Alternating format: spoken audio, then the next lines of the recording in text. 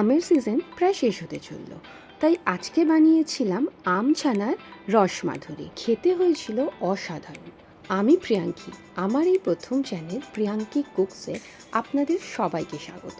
আর তাছাড়া বড়রা বলে না, শুভ কাজের সূচনা সবসময় মিষ্টি মুখ দিয়ে করা উচিত, তাই আজকে এই রেসিপিটা আপনাদের সঙ্গে শেয়ার করলাম। প্রথমে আমি একটা ফুল ক্রিম দুধকে গরম করে কিছুটা ঠান্ডা করে তারপর ছানাটা কাটিয়েছিলাম। কারণ গরম গরম দুধে যদি ছানা কাটানো হয় তাহলে ছানাটা কীরকম ছিবড়া বা এলাস্টিকের মতন হয়ে যায়। তাই সবসময় আপনারা দুধটাকে একটু নর্মাল টেম্পারেচার করেই কিন্তু ছানা কাটাবেন। এখানে আমি ছানা কাটানোর জন্য ভিনেগারের ইউজ করেছিলাম, আপনারা চাইলে লেবু দিয়ে ছানাটা কাটাতে পারেন। তারপর ছানাটাকে ছেনে নেওয়ার পরে প্লেন জল দিয়ে ভালো করে ধুয়ে নেবেন। তা নয় যখন আপনারা দুধের সঙ্গে ছানাটা মিক্স করবেন তখন দেখবেন দুধটা কেটে গেছে, তাই ধোয়াটা কিন্তু অত্যন্ত জরুরি।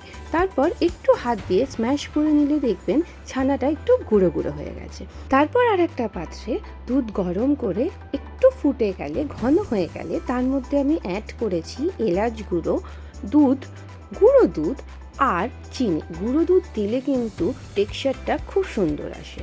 তারপর ওর মধ্যে যে ছানাটা বানিয়ে রেখেছিলাম সেটা দিয়ে একটু ঘন করে নিয়েছি।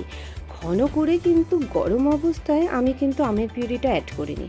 গরম অবস্থায় যদি আপনি আমের পিউরি অ্যাড করেন তাহলে কিন্তু এই দুধ আর ছানার মিক্সচারটা একটু কীরকম দই দই টাইপের হয়ে যায়। তাই ঠান্ডা করে অবশ্যই আপনারা এই আমের পিউরিটা অ্যাড করবেন।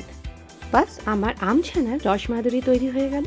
এটা আমি একটু পেস্তা, কেসার আর আমের পিউরি দিয়ে আমি এটাকে গার্নিশিং করেছিলাম। ঠান্ডা অবস্থায় এটা খেতে অসাধারণ লাগে, গরম অবস্থাও খেতে ভালো লাগে। আপনারা কোন মিষ্টি খেতে ভালোবাসেন বা কিভাবে বানান সেটা কিন্তু আমাকে কমেন্ট বক্সে নিশ্চয়ই শেয়ার করবেন। আমি কিন্তু আপনার দেওয়া রেসিপিটা নিশ্চয়ই আমার চ্যানেলে বানাবো আর সবার সঙ্গে শেয়ার করব। আর আমার চ্যানেলকে সাবস্ক্রাইব করে আমার পাশে থাকবেন। ধন্যবাদ।